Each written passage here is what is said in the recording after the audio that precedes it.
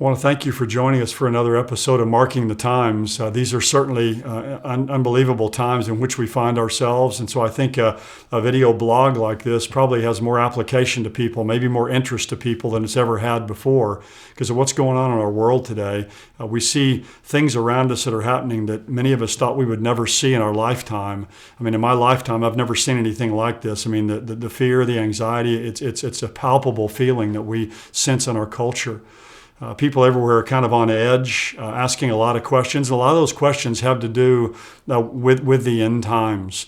To show you how crazy things have gotten, my wife and I were with a tour group over in March, just earlier in March, in the middle of March, in Israel. We were one of the last groups to be able to leave Israel. It was an interesting experience there the last day. The streets of Jerusalem were empty.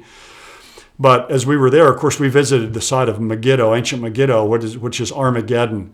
And as always, I did a teaching there from Revelation chapter 16 and Revelation 19 as you overlook that expansive valley there, the valley of Jezreel or the valley of Armageddon. But when we got back just a few days ago, I noticed that I saw an article in the paper that Armageddon is on lockdown. That Armageddon has been shut off and no one can go visit the site at Armageddon. And I thought to myself, whenever Armageddon is closed, you know that things have gotten pretty bad. Armageddon is shut down. But when you think about that, in another sense, Armageddon's not on hold though. Our world is really well down the road to Armageddon, and the world may shut Armageddon down, but Armageddon is still open when it comes to what we see happening in our world today. Even the New York Times has taken note of the apocalyptic character of our times. Here's an article from the New York Times just a few days ago. It says, "For people of many faiths and even none at all, it can feel lately like the end of the world is near. Not only is there a plague, but hundreds of billions of locusts are swarming East Africa. Wildfires have ravaged Australia, killing an untold number of animals. A recent earthquake in Utah even shook the Salt Lake Temple to the top of its iconic spire, causing the golden trumpet to fall from the angel Moroni's right hand."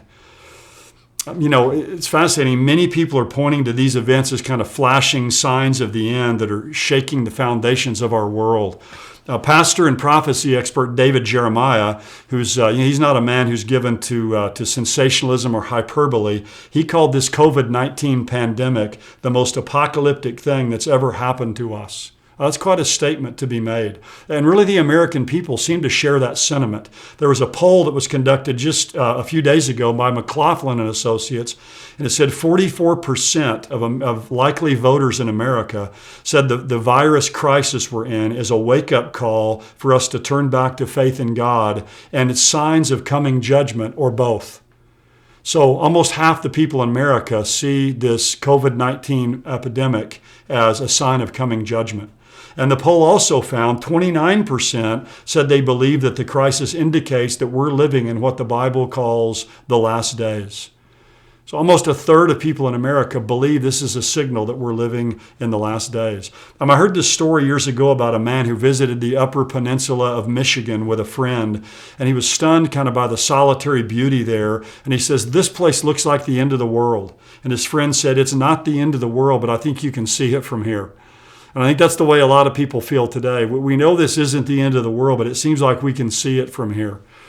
Last time when I was with you, I talked a little bit about signs of the times, and most of you know my view that what we see happening today, these are not the events that are prophesied in Scripture that will happen during the tribulation, but these are the setup that we see today, or kind of the build-up to those things. So what we see today is not the fulfillment, but the foreshadow. So some of you might wonder, well, then how does that work with the rapture? If the rapture is an event that doesn't have any signs, then why are we looking for signs? Let me give you an illustration. It's a very familiar one. It's been around a long time. I think it was first given by Dr. John Walvoord. But Dr. Walvoord used to talk about how Christmas has a lot of signs. When you think about Christmas, you have Hallmark movies running 24/7. You have decorations everywhere, Christmas music playing in the malls. There are a lot of signs that Christmas is coming. Now, when you think about Thanksgiving, there really aren't any signs for Thanksgiving. But if it's the fall and you're already seeing the signs of Christmas and Thanksgiving hasn't arrived yet, then you can know that Thanksgiving's pretty near. And that's the way these signs of the times work. There's kind of a prophetic overlap between these signs of the second coming and signs for the rapture.